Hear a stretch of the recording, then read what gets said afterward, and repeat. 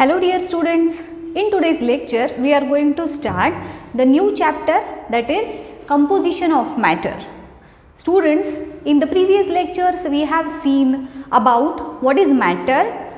Matter कशाला म्हणतात? जे आपल्या आजूबाजूला जे जे काही सबस्टन्सेस प्रेझेंट आहेत they are made up of matter. Solid, liquid, gas, कोणत्याही फेजमधले हे सबस्टन्सेस जे आहेत ते ज्याच्यापासून बनलेत ते म्हणजे मॅटर, हे आपण शिकलो. Isn't it?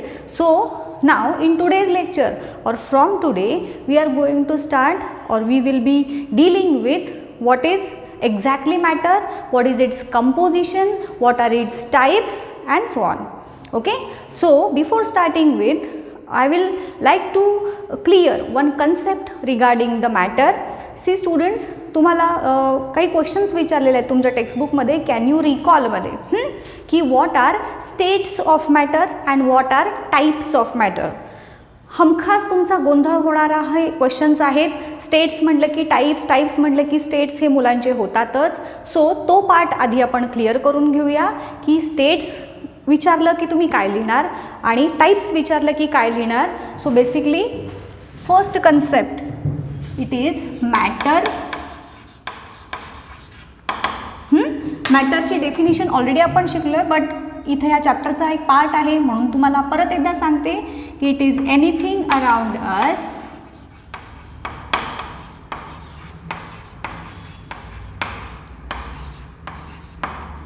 which has mass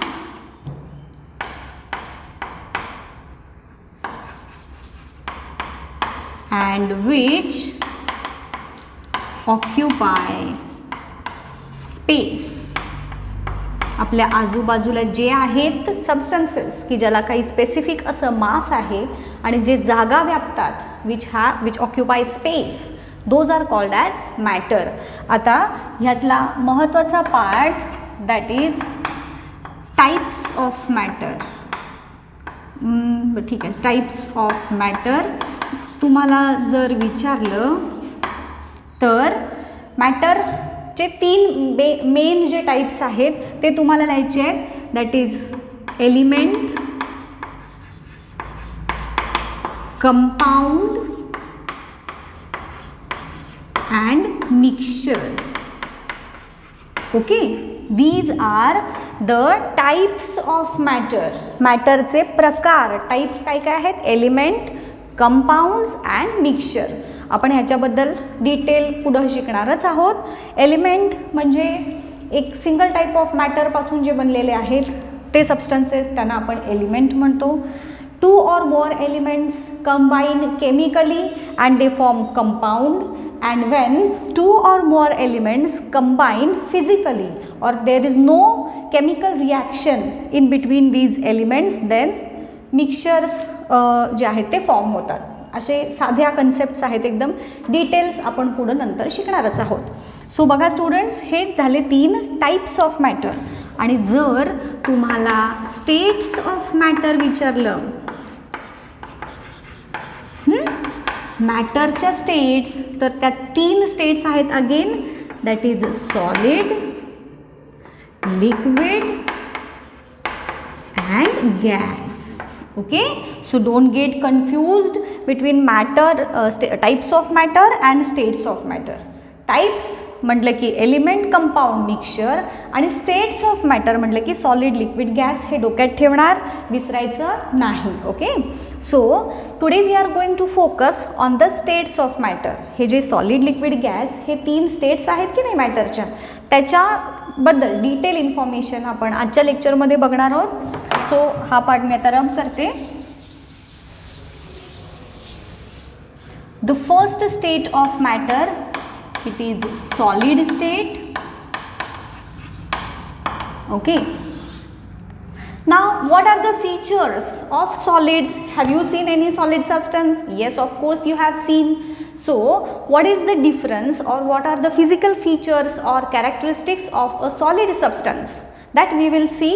तुम्हाला माहिती आहे सॉलिड सबस्टन्स कसा असतो, त्याला डेफिनेट शेप असतो, व्हॉल्यूम असतो, मास तर असतंच.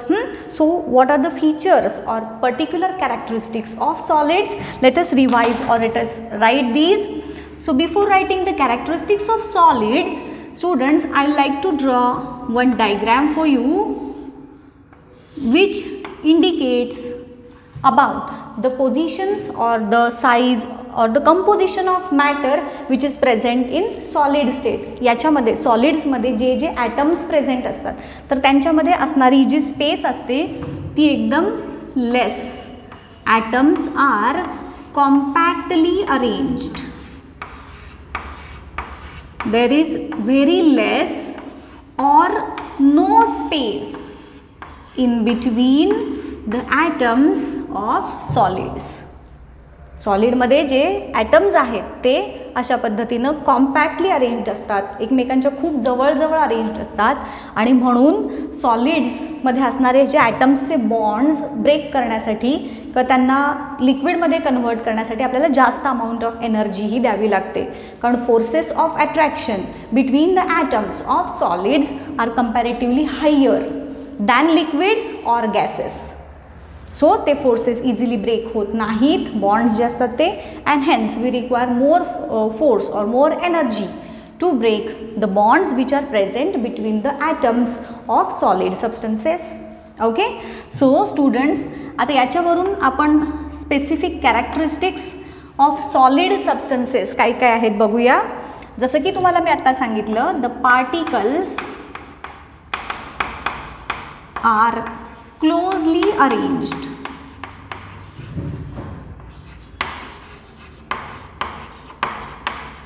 म्हणजेच पार्टिकल्समध्ये एकदम लेस स्पेस प्रेझेंट असणार, और नो लेस और नो स्पेस म्हणू आपण इथे. हां, between the particles, right? So this is the first characteristic of solid substances. Then सांगा आता सॉलिडला डेफिनाइट शेप असतो का? Size, shape, volume. So yes, solids are having definite shape. So ती देखील त्याची एक स्पेसिफिक अशी कॅरेक्टरिस्टिक असते. स्टुडंट्स, हे एकदम बेसिक आणि एकदम इझी लेवलचं नॉलेज आहे, बट हे इम्पॉर्टंट देखील आहे. हे क्वेश्चन्स तुम्हाला एक्झाममध्ये 3 मार्क्ससाठी वगैरे विचारले जातात, किंवा सॉलिड लिक्विड गॅस अशी कंपॅरिझन तुम्हाला 5 मार्क्ससाठी देखील विचारली जाते. आहे की नाही इझी एकदम, काहीही वेगळं लिहायचं नाही आहे. एखादा सॉलिड सबस्टन्स आपल्यासमोर जसं आहे त्याच्यामध्ये ॲटम्स कशा पद्धतीनं अरेंज झालेले असतात, त्यांचे स्ट्रक्चर कसं असतं, त्याचे प्रॉपर्टीज काय असतात, हे एकदम बेसिक गोष्टी आपल्याला इथं लिहायच्या आहेत. So the next point will be they are having definite shape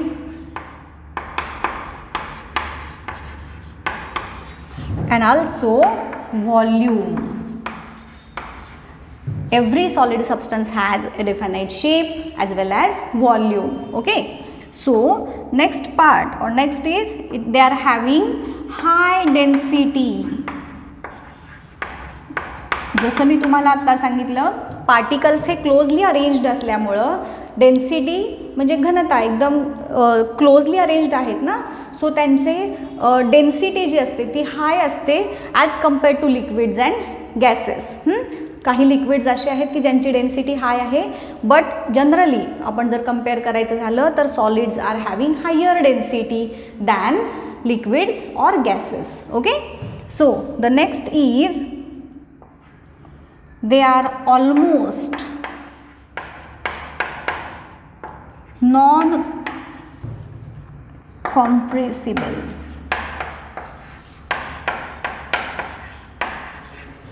Suppose this is one solid substance, हे solid substance आहे, याला मला प्रेस करायचं आहे. प्रेस करून ह्याचा साईज, याचा शेप चेंज होतो का? नो. सो इथे म्हटले ऑलमोस्ट. हा, ऑलमोस्ट यासाठी because there are certain solid substances which of which we can change their shape. Rubber आहे, प्लास्टिक असतात काही सबस्टन्सेस, होय की नाही, तर त्यांचे शेप्स आपण चेंज करू शकतो. बट ऑलमोस्ट यासाठी म्हटलं की सगळेच सॉलिड्स हे नॉन कॉम्प्रेसिबल नसतात. काही सॉलिड्स और majority of solid substances are non compressible. तुम्ही त्यांना कॉम्प्रेस करून त्यांचा शेप, साईज चेंज नाही करू शकत. Okay, so almost solids are non compressible. See students, some solids are or they are rigid टणक असतात, कठीण असतात. Some are plastic,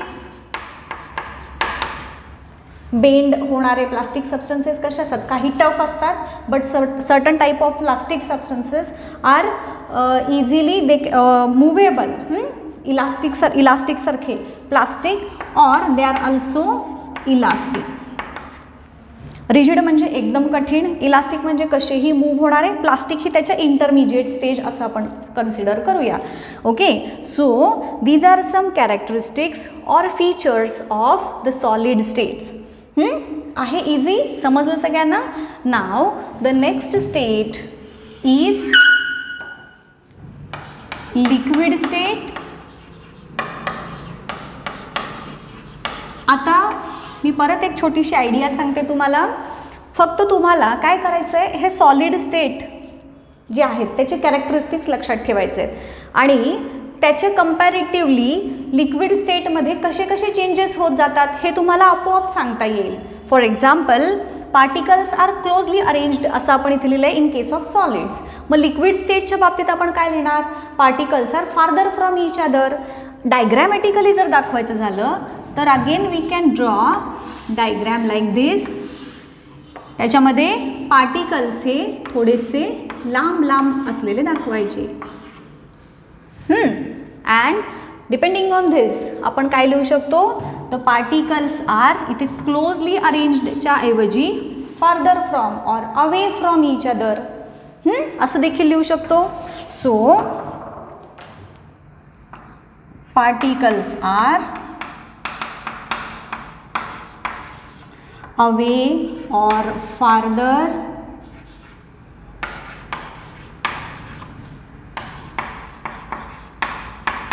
from each other.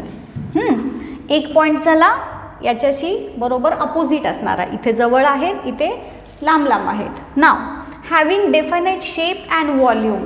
मग लिक्विड स्टेटच्या बाबतीत सॉलिडना डेफिनेट शेप असतो. What about liquids, do they have definite shape? Certainly not. Liquids do not have definite shape. They get the shape of the container in which they are kept. Milk आहे, पाणी आहे, आपण ज्याच्यामध्ये ठेवतो त्याचा त्याला आकार येतो की नाही. So liquids do not have definite shape but yes they are having definite volume. So have, don't have,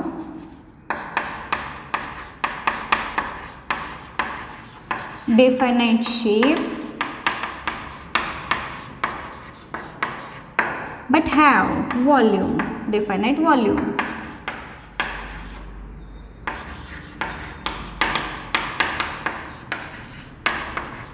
so आपला सेकंड पार्ट पण झाला. जे जे पॉईंट्स आपण सॉलिड्सच्या बाबतीत लिहिले त्याच्या अपोजिट आपण लिक्विडमध्ये लिहितोय, म्हणजे एक आलं की तुम्हाला बाकी तिन्हीच्या दोघांच्याही कॅरेक्टरिस्टिक्स ह्या सांगता आल्या पाहिजेत. नाव इथे आता थर्ड पॉईंट काय आहे, हाय डेन्सिटी. मग आता ऑब्व्हियसली पार्टिकल्स लांब लांब आहेत, एकमेकांपासून दूर आहेत. So liquids are having comparatively lesser density than solids. So आपला हा नेक्स्ट पॉईंट असेल की have less density than solids.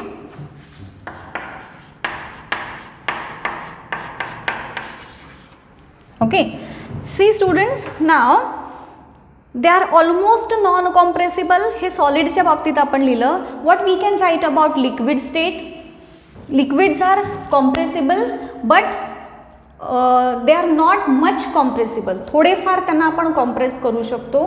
So liquids R less compressible म्हणू आपण. आता लास्ट पॉईंट जो काय सांगितला आहे तुम्हाला, रिजिड, प्लास्टिक और इलास्टिक असे तीन टाईपचे सॉलिड्स आपण सांगितले. In case of liquid they have or they possess a specific property and that property is called as fluidity. बघा स्टुडंट्स, फ्लुइड हा शब्द तुम्ही ऐकला असेल. What are fluids? The substances that flow are called as fluids. असे substances जे flow होतात. So liquid and gases are both are called as fluid. So liquid possess this property of fluidity, that is they can flow. So आपण सॉलिडवरून हे लिक्विडचे characteristics सांगितले. आता असेच आपल्याला गॅसेसचे characteristics देखील सांगायचे आहेत. Next is gaseous state.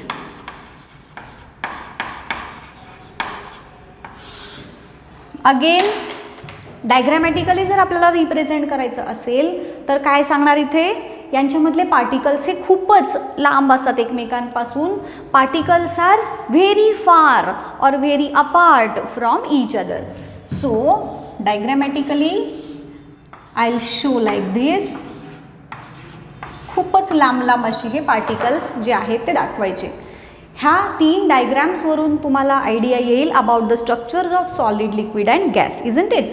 So again let us start writing the characteristics of gases. आता इथे closely arranged away from each other आणि इथे आपण काय लिहिणार, very far from each other. So particles are very far from each other. Okay,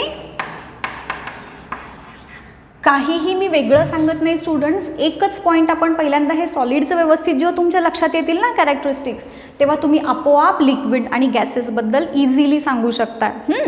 so आता next characteristic काय होती, the space which is present in between the two particles. In case of solid it was very less or there was no or absence of space. लिक्विडच्या बाबतीत काय आहे, space जी आहे ती थोडीशी जास्त आहे. and here in case of gases the space is very much और खूप जास्त जी स्पेस आहे 2 पार्टिकल्समध्ये ती तुम्हाला दिसून येईल. सो आपण काय सांगूयात, the distance between the particles is large. Space म्हणा किंवा डिस्टन्स म्हणा, the distance between the particles is large or the space between the particles is very large. आता नेक्स्ट इथे काय होता, हाय डेन्सिटी, यांची डेन्सिटी लेस आणि यांच्यामध्ये तर अगदी लेसर अमाऊंट किंवा एकदम लेस डेन्सिटी, सगळ्यात म्हणजे लीस्ट डेन्सिटी आपण म्हणू ती असते गॅसेसची. So least density. Then less compressible, non compressible आणि सगळ्यात जास्त कंप्रेसिबिलिटी जर कोणाची असेल ती गॅसेसची असते. हायली कॉम्प्रेसिबल म्हणू आपण त्याला, हायली कॉम्प्रेसिबल. आणि हे जे असतात हे पार्टिकल्स जे गॅसेसचे आहेत मूव फ्रीली. का बरं फ्रीली मूव होणार, because the force of attraction which is present in between the 2 particles is very very less and hence they can move easily or they can move freely from one place to other place. Gases आणि liquid ह्या दोघांना देखील fluid हा शब्द तुम्ही लिहू शकता. ठीक आहे. सो या डायग्रॅमचा यूज करून तुम्हाला आणि हे एक फक्त सॉलिड स्टेटचे कॅरेक्टरिस्टिक्स लक्षात ठेवल्यानंतर लिक्विड आणि गॅसेस कशा पद्धतीने सांगता येतील हे तुम्हाला कळालंच असेल. आजच्या लेक्चरमध्ये आपण इथेच थांबूयात. याच्या पुढच्या लेक्चरमध्ये नेक्स्ट पार्ट आपण कंटिन्यू करूयात. ओके.